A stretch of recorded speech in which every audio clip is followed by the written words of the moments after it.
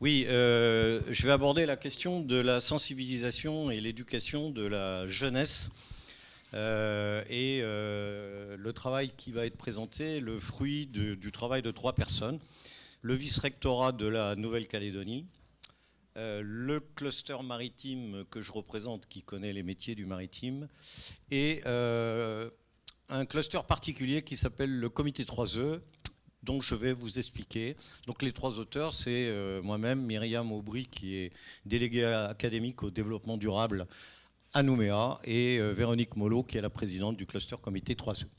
Alors, next slide. J'ai le truc, c'est ça?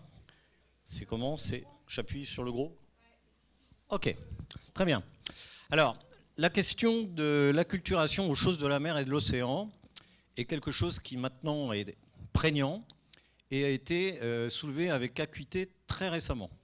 Je cite 3 choses. Donc, au plan européen, et je l'ai déjà dit, le rapport de l'Association des pays et territoires ultramarins européens, l'OCTA, dans sa feuille de route pour l'économie bleue, qui est sortie en septembre 2021, ça fait 6 mois en gros, a vraiment souligné cette question. Si vous voulez développer de l'économie bleue, il faut absolument que votre population soit informée, qu'elle comprenne, qu'elle saisisse. Sans ça, ça n'ira pas. Au plan international, il y a eu lors du One Ocean Summit de Brest, or nous avons ici un représentant de ce One Ocean Summit, l'UNESCO a invité les membres de l'ONU à ce qu'à l'horizon 2025, un volet mer et océan soit inscrit dans tous les parcours éducatifs de ces États. Et puis au plan national, il est sorti en mars 2022 le rapport de la délégation sénatoriale à l'outre-mer sur la place des outre-mer dans la stratégie nationale maritime. Ce matin, nous avons eu le sénateur qui est en ce moment à Bergen, qui nous a abordé, c'est le même groupe, hein, sauf que là, il est en train de parler des problématiques d'exploration des grands fonds, etc. Mais ce rapport de la délégation sénatoriale, dans ses points prioritaires, a vraiment souligné cette nécessité d'acculturation. Alors le constat, c'est effectivement, c'est que nous avons des ressortissants des pays archipels du Pacifique qui possèdent une culture de la mer. En Polynésie, c'est bien plus que chez nous en Calédonie. Ces aspects, c'est art et tradition, c'est les règles de gestion ancestrale. On a parlé du raoui, ben le voilà, il est là. Hein. Des savoirs sur les espèces emblématiques. Mais par contre, ce que l'on sait, c'est que les connaissances intégrées, et notamment les connaissances scientifiques, dans toutes les disciplines, puisque vous vous souvenez, je vous ai laissé entendre que la mer est unique, c'est un tout, et il faut la regarder dans toutes les dimensions si on veut bien pouvoir la gérer. Eh bien, les questions des savoirs en matière scientifique, économique, administrative, juridique, environnementale, technologique et éthique sont la plupart du temps ignorées. Par exemple, quels sont les enjeux des grands fonds ?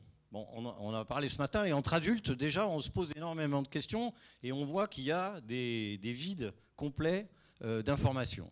Quelle connaissance des technologies relatives aux énergies marines renouvelables ? Alors ici, un peu, mais j'ai fait la remarque ce matin que, par exemple, le SWAC, pomper de l'eau froide pour climatiser, bien, en Nouvelle-Calédonie, on vous dit c'est gadget. Ça veut dire que les gens, ils ne savent pas comment ça marche. Ils n'en ont même pas l'idée.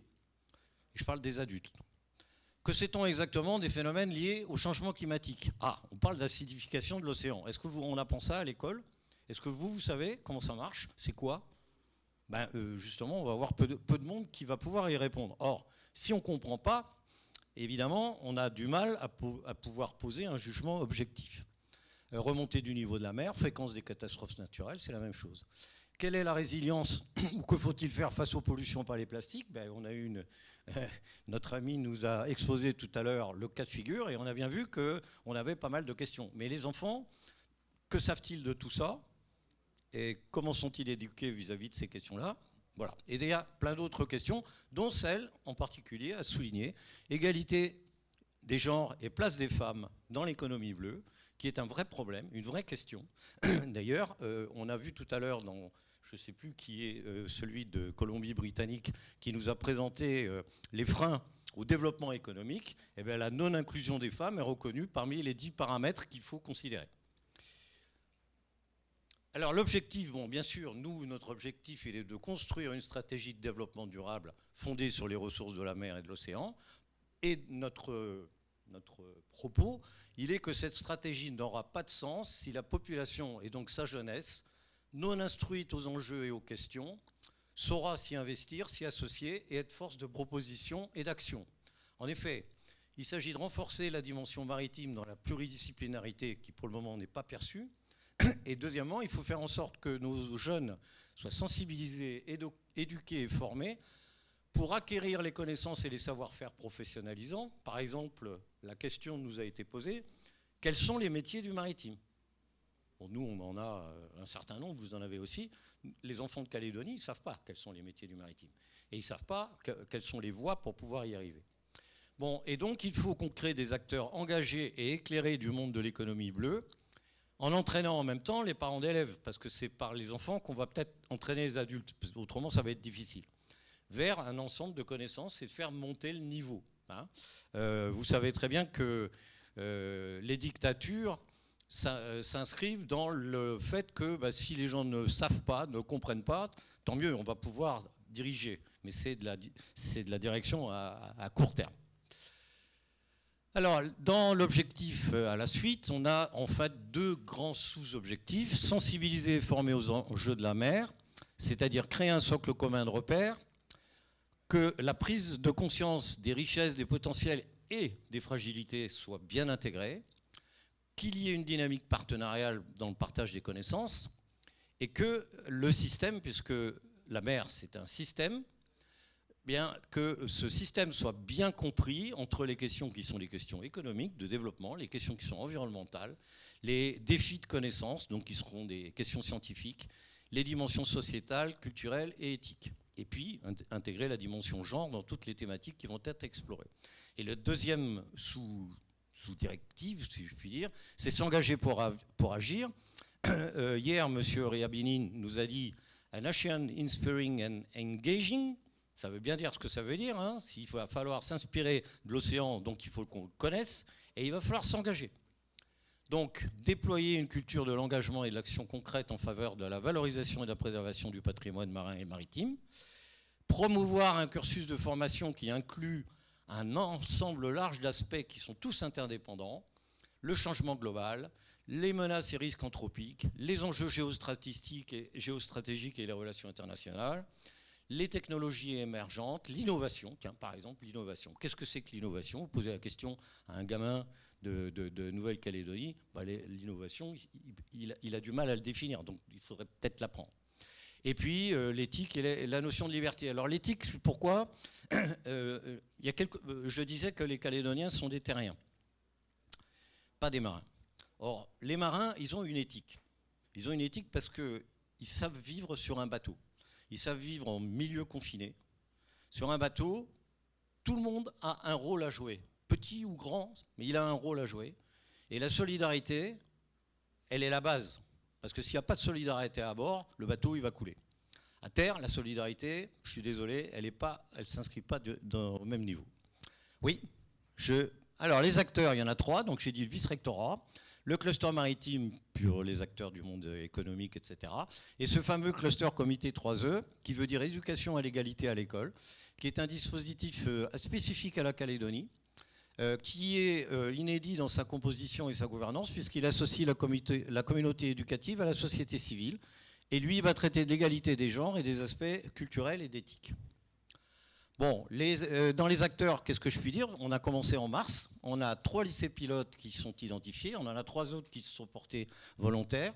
On a 30 élèves ambassadeurs retenus qui sont pour le moment issus des classes de seconde. Ambassadeurs parce qu'ils vont nous aider à répandre la bonne parole et à faire tâche d'huile. Voilà. Des délégués EDD développement durable et les délégués de 3E qui sont actifs, qui sont partants, des proviseurs et des professeurs qui se sont mobilisés, et 2 autres clusters qui nous rejoignent. Le cluster Pacific Food Lab, on va en parler tout à l'heure puisqu'il va y avoir un papier sur la bonne nourriture, l'alimentation durable, et le cluster Open qui fait, lui, le numérique, parce que mer et numérique, ça a de plus en plus de sens. Bon, le programme et les moyens, eh bien, je vais surtout insister là-dessus, puis après je passerai les classes mères. Nous lançons des webinaires sur les métiers du maritime. On en a déjà fait 7 à raison de 3 métiers. Ça fait déjà 21 métiers qui sont traités. Des webinaires thématiques sur les grands enjeux. La mer au service de la santé et de la beauté de la femme, ça c'est les biotechnologies. La grande histoire vue de la mer. Des activités ludiques. Ben, par exemple, quelque chose qu'on va faire dans un mois. De la pêche à la cocotte minute, c'est apprendre aux élèves à faire des recettes de cuisine avec le lycée hôtelier et leur inculquer qu'est-ce que c'est que ce poisson, comment il est pêché, où est-ce qu'il est pêché, par qui, comment, etc. De manière à ce qu'ils s'amusent et qu'en même temps, ils apprennent. Des questions pour un champion, on va les mettre en équipe et puis on va les faire se mobiliser. Des visites de terrain, des conférences, des expositions. Par exemple, une exposition avec une autre association d'artistes. On va au musée maritime à la fin de l'année, au mois de novembre, faire une expo d'artistes sur mythes et légendes de la mer. Et donc qu'il y ait de l'histoire, du mythe, de la légende, du rêve. Les Ailes des Lagons, les Ailes E2LES, c'est un collectif de femmes qui ont des métiers du maritime et qui abordent ces métiers du maritime, leur passion, devant des enfants. Et je peux vous dire qu'on a une fédération des Ailes des Lagons qui devient de plus en plus forte. Elles sont pleines d'idées. Et les gamins, ils reçoivent de ces femmes des informations extrêmement précieuses et très agréables. On leur a proposé quelque chose et les gamins, ils partent là-dedans à fond, c'est de faire eux-mêmes les reportages, pas les profs ou nous, le cluster. Vous allez monter une radio mer, vous allez monter des clips vidéo, vous allez nous monter tout ça. Et ça y est, ils sont en train de le faire. Ils s'amusent à faire ça, à interviewer un pêcheur pour apprendre son métier. Et ils apprennent en même temps en le faisant. Voilà, alors, il y a des classes mères, mais je n'ai pas le temps de l'aborder. Hop, et on termine, une ambition et un futur. Vous avez le site web qui vous permet d'accéder aux informations depuis le site du cluster maritime. Donc en 2022, on essuie les plâtres. On innove, mais on sait qu'on est légitime, alors on continue, on fonce. En fin d'année, on tirera des conclusions et on préparera l'année 2023 qui vise à renforcer et démultiplier. Donc des classes moyennes, les secondes, on veut descendre vers les petites classes et monter vers bac, voire post-bac. On veut s'ouvrir régionalement à partir de l'année prochaine, donc faire en sorte que Wallis, Polynésie et Vanuatu, parce que Vanuatu c'est nos voisins et il y a des francophones, on puisse les associer, les mettre dans la dynamique et s'enrichir avec eux.